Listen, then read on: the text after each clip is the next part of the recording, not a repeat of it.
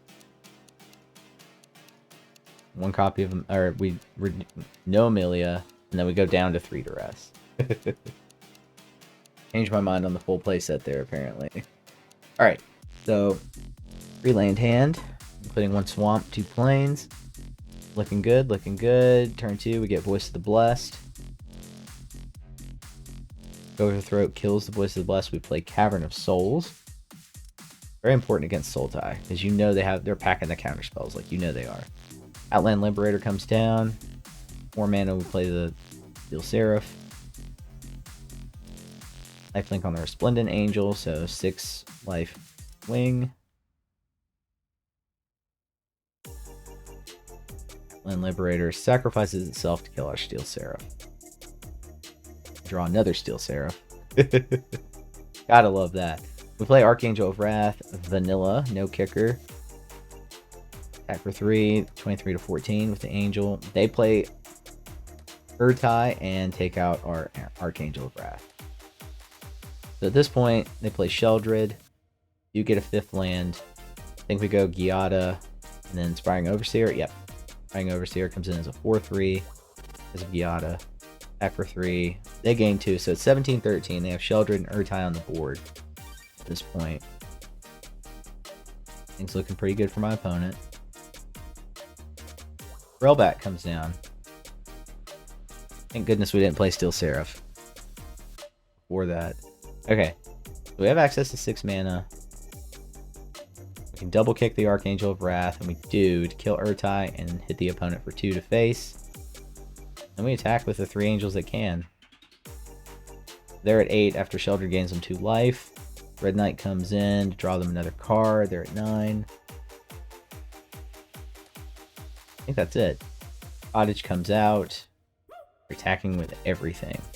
So we block the Cottage with a 6/7 Archangel of Wrath. Gain even more life. Splendid Angel gets an 8/8 Angel token to come out because of that. And our opponent leads. So you can see right there, Resplendent Angel, very big payoff. Especially in conjunction with Giada.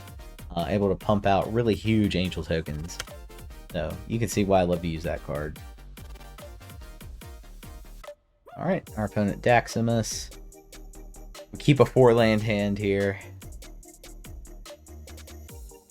Alright, they play a Dimir land card. We play Voice of the Blessed turn 2.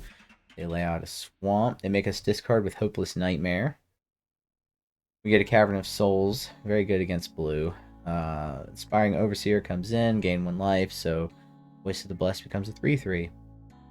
Alright, they play Callous Sellsword. On the creature side, we go up to 4 mana. The only card we have playable is Giada. They allow us to attack for 5. So they're down to 12. Oh, and then they play Sheldred. You hate to see it. We attack them for 4, and they go down to 8. I'm going to go ahead and play my Giada. It comes out as a 4/4 because of the first Giada. So, you know, why not? That's 6 damage through the air. We should be able to win despite their Sheldred. We take a heck ton of damage. We're down to 12. We Takenuma, another Voice of the Blessed. So we're going to go ahead and play it. We attack. They're down to 4. They go up to 6 after the draw. Sheldred attacks into our creatures, and we trade the 2 Voice of the Blessed for it. They play another Sheldred. Imagine that. But we have enough damage in there to get them game 1. So that's how that works. We bring in the Get Lost. We bring in the... was that a 3rd copy of Amalia, I believe? Cut downs, 2 cut downs. Okay, so we cut Amalia completely. We cut 1 Steel Seraph. And what did we just bring in? Destroy Evil, of course, because you need to Destroy Evil for Sheldred. That split, Get Lost, Destroy Evil, is something I'm going to have to change. I have to decide on which one to use. At least invest 3 or 4 in it. Sideboard. They mulligan down to 5. Make us discard with Hopeless Nightmare. Play Restless Cottage first. They Cruel Somniphage, mill themselves. Lunarch Veteran comes down, turn 2. Their turn 3 is a 2/2 Cruel Somniphage creature side. We play the Inspiring Overseer. Go up to 20. Draw an Archangel of Wrath. Alright, so we get a 4th land here. Play Steel Seraph, Prototype, and just lifelink, 4-point life swing. We're just gonna press our advantage here. They attack with the 2/2 Somnophage. The trick, we decide not to find out. They board wipe us with, let me rewind it so you can get the name of that card. That is the Descend board wipe.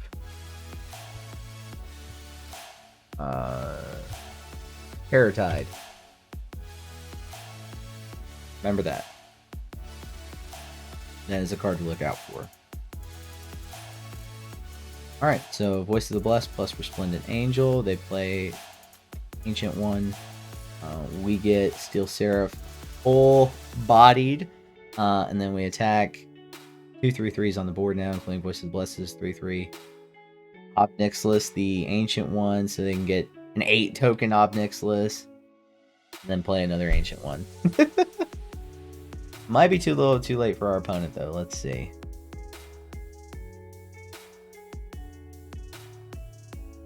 Alright, we're up at 23. Let's go. We wing them down to 3. Plenty of life gain involved. We get a 4/4 token because of Resplendent Angel and all that life gain.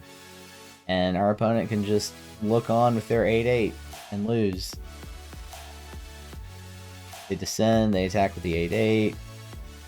We block. We jump block. No, we block to kill.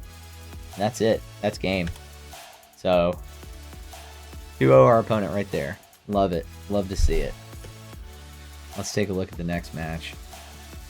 Alright. Our opponent's name is Pepper Lips. Just want to point that out. Alright, Lunarch Veteran comes down turn 1.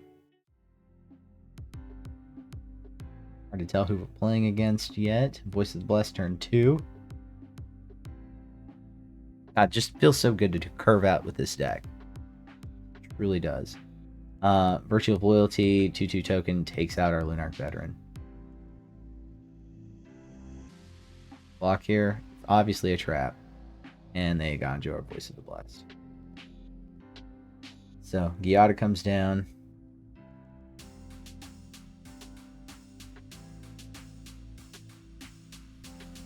Alright, we're up to 4 mana. Play Steel Seraph. And come down as a 4/4 because of Giada. Point life swing here. 22 to 18. As long as nothing gets removed, we're in a good situation here. Against Pepper Lips.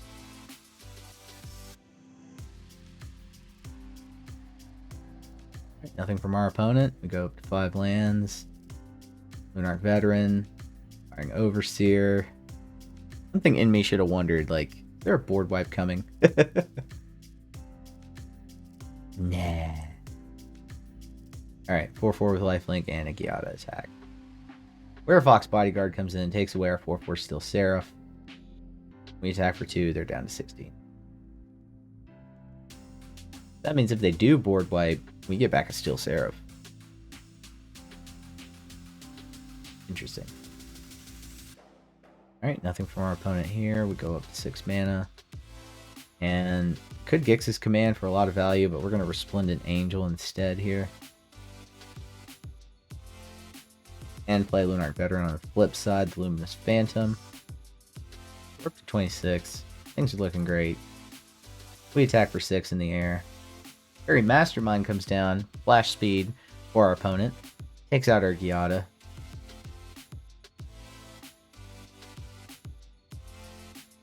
Cool. They have 3 cards in hand. 12 life. So they play Sarah Paragon, giving their Fairy Mastermind some recursive energy. Didn't play it. I don't know why. Decided to play a land instead.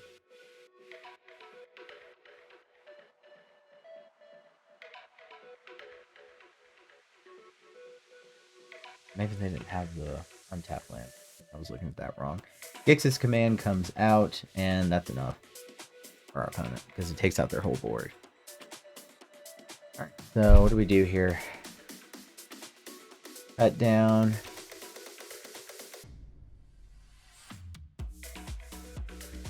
Reduce to 2 Archangels of Wrath, 1 Gix's Command, cut to 1 Virtue of Persistence. Land hand, looking good, looking good. I like it. Alright, Monarch Veteran comes out turn 1. Just that classic curve. You're seeing it over and over again. Go Voice of the Blessed. It becomes a 3/3 as it lands.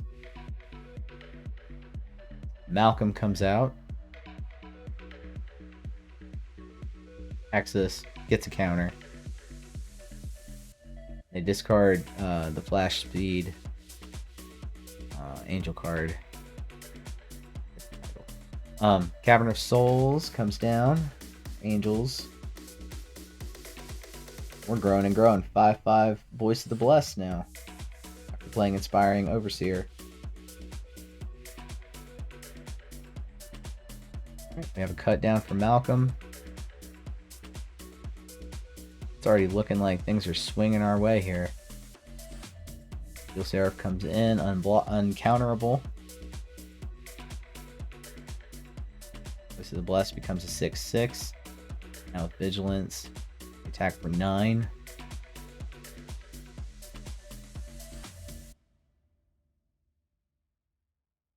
And here comes Wandering Emperor.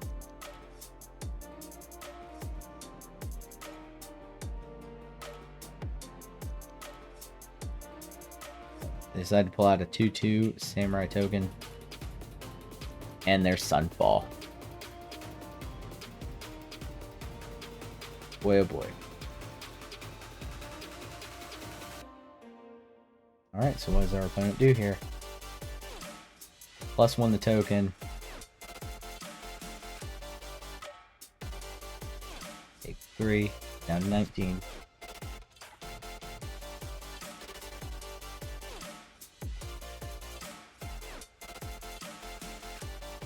And they destroy target tap 3.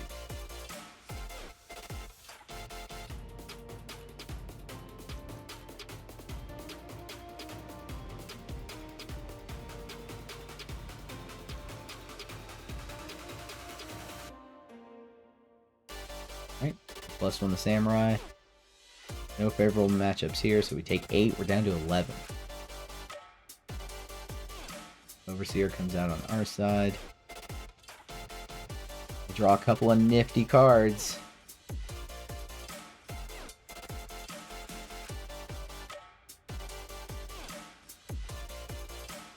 On face there. But we want to get rid of the Wandering Emperor.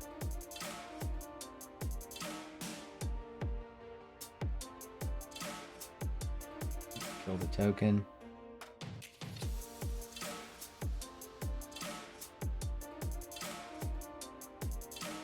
Very close, very tight matchup here. And then they play another Wandering Emperor. So, makes that play completely moot. 2 for 1 does. Actually, not even 2 for... Yeah. Just like 3 for 1 does, pretty much. Huge loss in value there. They get rid of the Resplendent. 1 to 4. They're up at 7. There's just no way. Get rid of their 3/3 with Virtue of Persistence.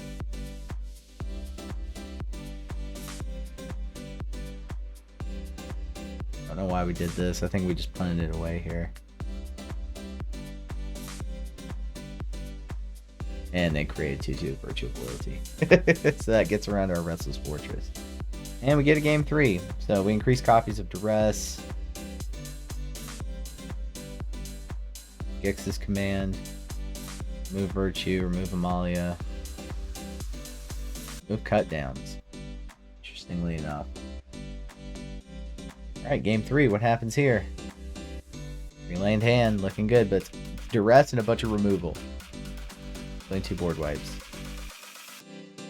And Duress hits nothing. All they've got is tempo creatures, flash creatures.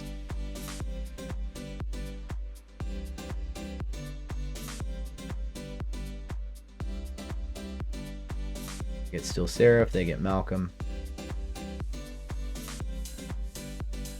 Play Resplendent Angel.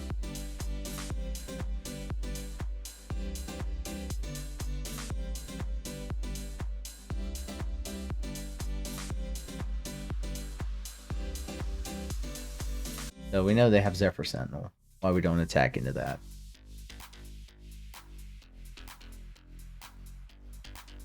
When an angel comes down.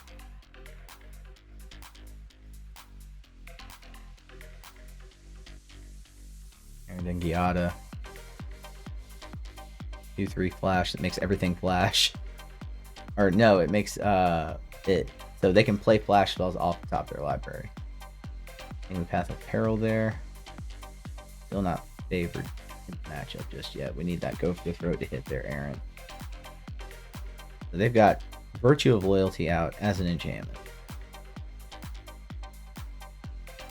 It becomes a 4/5. We play Lunarch Veteran.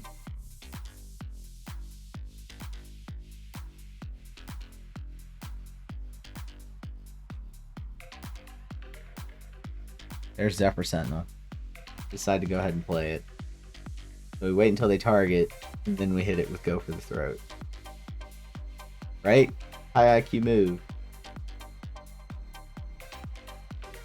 And then they Sunfall everything, and that card comes back. So, expert play.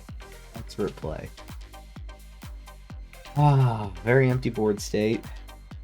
Except for their 5/5 token and my Giada. Both at 20 still. Things are looking in their favor. Field of Ruin, our Restless Fortress.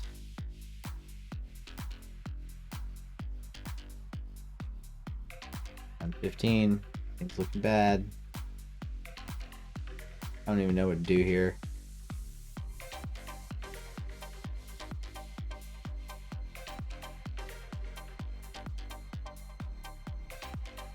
Yeah, I'm thinking Path of Peril is going to give us a chance, and then Sarah Paragon comes down. And then Errant comes back out. And then we just draw an Inspiring Overseer. So, that's game. 2-1 was the record. Let's go over to the wrap-up. Alright, now let's wrap things up with some brief notes on what I would change about the list going forward, and where I think this deck places in the standard meta. First, wondering where I can improve to add more life gain capabilities to the deck, not just in the amount of life gain at one time, but also the number of life gain occurrences that trigger our Voice of the Blessed. So I'm thinking about quantity over quality. It always feels as if we're just a life point away from triggering Resplendent Angel. So cards that I'm thinking of, Ellis Ilkor, the 1-drop Ruin Lurker Bat, which could help to our 1-drops.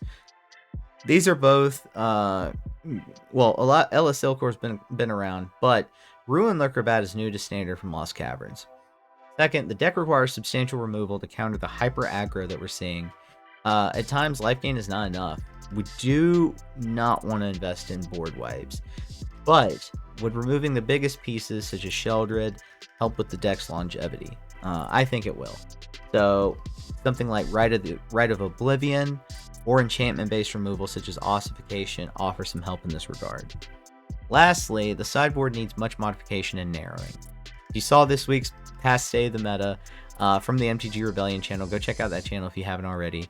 You'll know Domain is back with at least 6 different board wipes, sometimes 8. What can we do to counter this? So I'm thinking Anointed Peacekeeper, something that we'll likely want to invest in to help tempo out that option. Destroy Evil, also in the case of Temporary Lockdown, because Temporary Lockdown is seeing play again. And it can target the majority of our creatures, so Destroy Evil is something we can do to counter that. These adjustments, this deck is at least likely to be a tier 2 entry into the standard meta.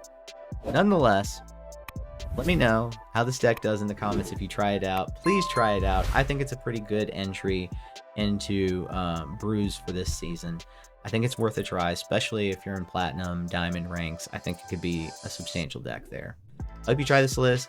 It has the potential to pull games away from the opponent as it snowballs to victory. So, until next time, let's go for maximum damage.